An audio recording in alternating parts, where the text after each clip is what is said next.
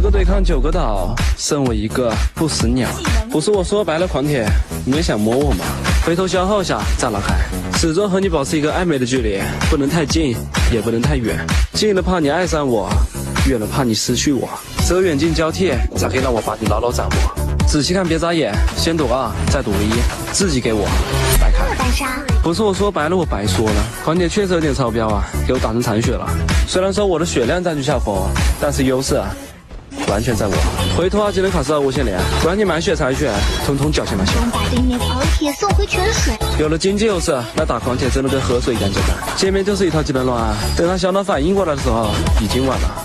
站着不动让你打，一点伤害都没有。打完了还想跑，自己给我掰开。热弹杀。